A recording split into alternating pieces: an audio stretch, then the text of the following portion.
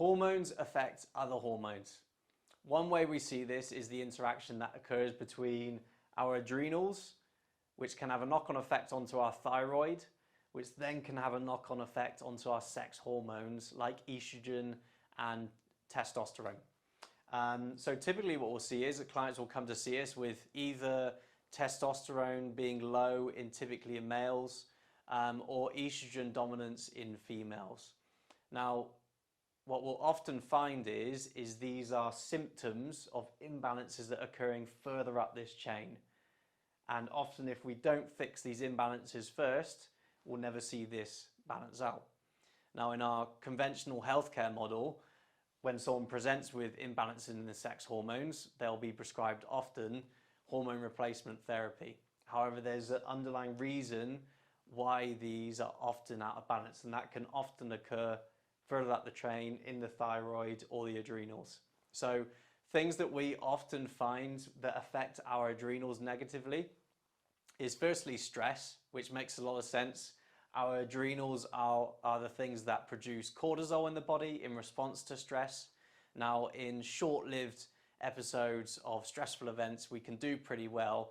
Our adrenals kick in, produce cortisol and adrenaline, which can have a knock-on effect onto the thyroid to really ramp up metabolism and get us ready for that fight and flight experience. However, when it's chronic stress and goes on for longer periods of time, that's when our adrenals start to struggle. We start to reach more what we call adaptation and exhaustion stages of stress, when we're starting to run out of fuel for the adrenals to function properly. We're not absorbing nutrients well to support that as well, and that's causing declines in the thyroid function, which can then affect the sex hormones. So second thing as well is nutrition. So some key things that our adrenals really need to produce cortisol, some of them being vitamin C, B vitamins, zinc. So if we're not getting enough of that in our diet, then we will struggle to produce cortisol. Often when we're stressed, we don't absorb these things well, and we also burn through a ton of nutrients when we're stressed. So we deplete our stores of these nutrients required to keep that stress response going. Dehydration is another one sort of linked to nutrition as well, but dehydration is a strain upon our body. So if we're not intaking enough hydration, enough water, that's a big strain on our body, and our body will respond to that through a stress response through the adrenals. So it doesn't really matter what type of stress or strain it is in our body, whether that be mental, physical, or chemical, our body responds the same way through the adrenals, through the cortisol being released. One thing that we often find underpins the adrenals being out of whack beyond stress is inflammation.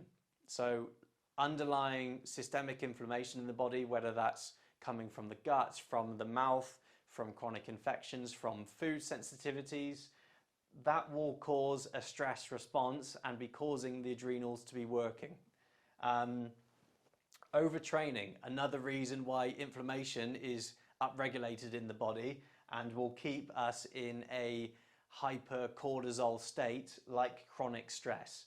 We often see this with CrossFit athletes. So CrossFit is quite intense, and if we're doing that consistently all the time in that stressful environment, we'll typically see an athlete enter issues because of that. So often a lot of CrossFit athletes will start gaining weight, so especially around the midriff, and that's because their cortisol is being sustained high over time.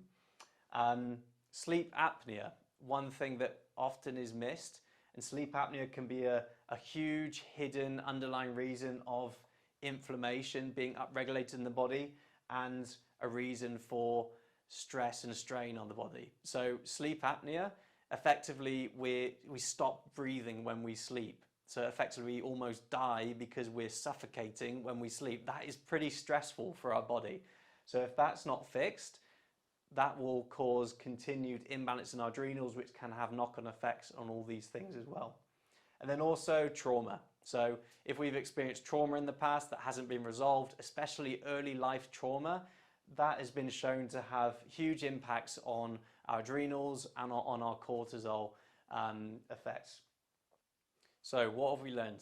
We've learned that imbalances in our sex hormones like estrogen and testosterone happen for a reason. And it can often be because of imbalances further up the chain, like in the thyroid or further up in the adrenals. And if that's not fixed, this is going to be continually out of balance. And this is exactly what a functional medicine practitioner can help you with identifying and addressing.